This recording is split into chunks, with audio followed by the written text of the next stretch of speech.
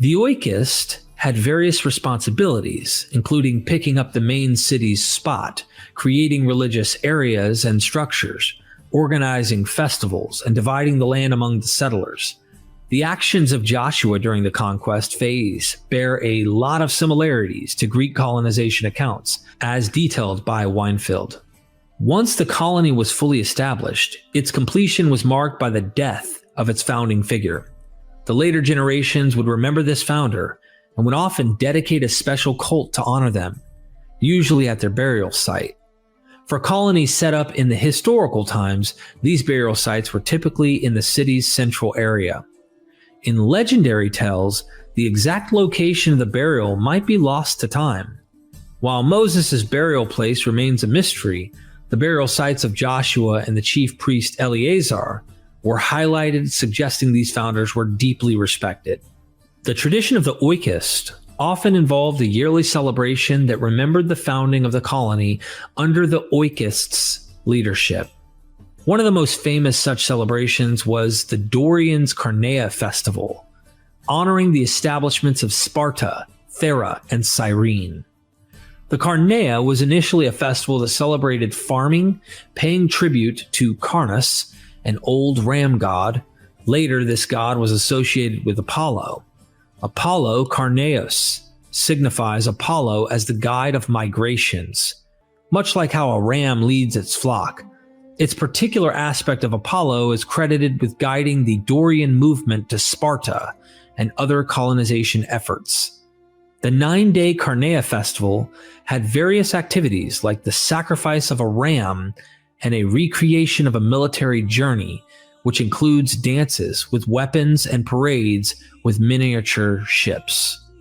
Interestingly, aspects of the Carnea have similarities with the biblical Passover and the Festival of Unleavened Bread. Both started as agricultural festivals, spotlighting the sacrifice of sheep. Over time, these festivals became significant national events, reenacting migration tales. The Passover, in its evolution, portrayed the story of Israelite beginnings, similar to how Carnea portrayed Spartan beginnings. This suggests that the Passover might have been influenced by Greek foundation narratives and festivals that Jews encountered in the early Hellenistic period. The biblical tales about patriarchs and the events like the Exodus and the conquest fit the mold of the Greek theses or foundation stories. But every story has its unique elements. For example, while some Greek colonization tales spoke of escape from slavery or lawgivers being divinely inspired, the biblical Exodus and the laws given at Sinai are described with divine miracles not commonly seen in Greek stories. The writers of Deuteronomy recognized these special aspects of Israel's foundation narrative.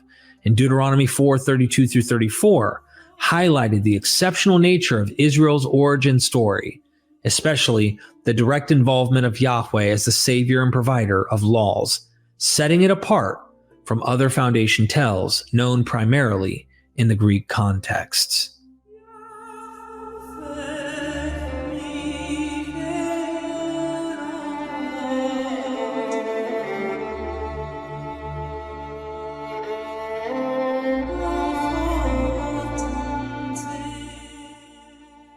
National Foundation Myths, Greeks and Jews. In a discerningly pinned blog post, Neil Godfrey delves into the intriguing parallels between Phrixus and Isaac. Such a comparison, he asserts, is indispensable when examining Abraham's narrative. One cannot sidestep the intertwined tales of Isaac or Jacob. Abraham stands as the proverbial patriarch of the Jews, celebrated not only for the inaugural covenant of circumcision, but also for his heart-wrenched act of near sacrifice of his beloved son, Isaac. Godfrey's insights are underpinned by Philip Wagenbaum's seminal work, Argonauts of the Desert. Through rigorous contemplation, Godfrey offers an astute interpretation of Wagenbaum's contentions, showcasing his commendable grasp on the subject matter. Godfrey expresses it this way. Philip Wagenbaum in 2008 defended his anthropology doctoral thesis, Argonauts of the Desert, Structural Analysis of the Hebrew Bible. He applies the structural analysis of myths as developed by Claude Lévi-Strauss to the Bible, something Lévi-Strauss himself never got around to doing, although he did eventually encourage biblical scholars to do so. In Wagenbaum's words, for Lévi-Strauss, a version of a myth is always derived from an existing adaptation, originating most of the time from a different culture and language. A myth must always be analyzed in comparison to its variants within the same cultural area where contacts between populations are proven. Wagenbaum is analyzing the Bible narratives as myths, though he concedes they may contain some historical elements, and comparing the accounts with narratives and laws from Greek literature. While ancient Near Eastern literature offers many laws similar to those in the Bible, he thinks the Greek literature has not been explored in this context to its full potential. I am already wondering about the gospel narratives and the relationship between Jewish and Greek mythical and literary culture in this context, Godfrey says. For Lévi-Strauss, similarities between myth that may appear as coincidental at first look must be investigated more deeply. This investigation may ultimately reveal that the analyzed narratives are actually variants of the same myth. Lévi-Strauss builds a very strong case for his arguments in his analysis of Native American myths. The story of the bird nester can be found in hundreds of different variants in every part of both South and North America, proving that the same initial story spread itself through millennia of oral diffusion. Lévi-Strauss describes how the order of the episodes of a myth can be reversed from one variant to another, and that many motifs can be inverted.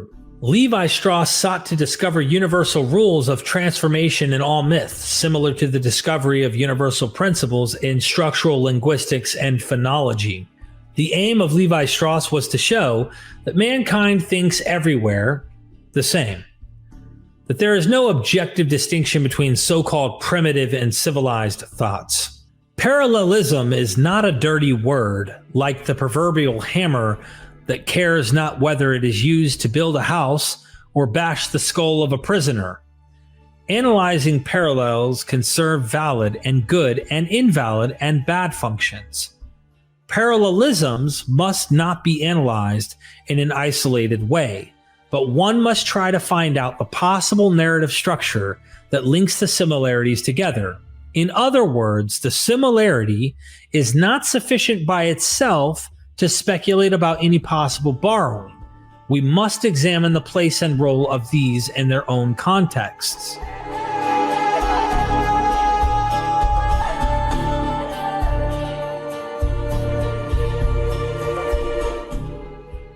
Phrixus and Isaac under the microscope. Godfrey continues. So with the context of the methods of Lévi-Strauss in mind, no one will jump to the conclusion that the well-known parallelism between the Greek myth of Phrixus and the binding of Isaac indicates a source-derivative relationship.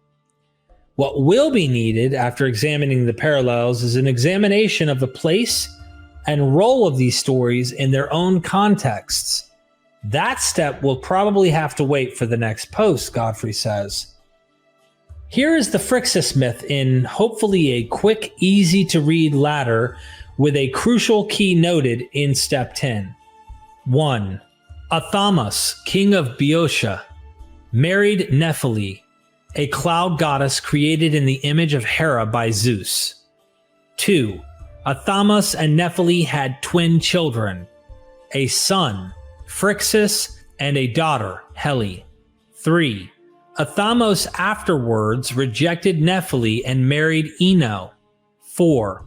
Ino hated her stepchildren, Phrixus and Helle, so plotted to have them killed by their own father. 5.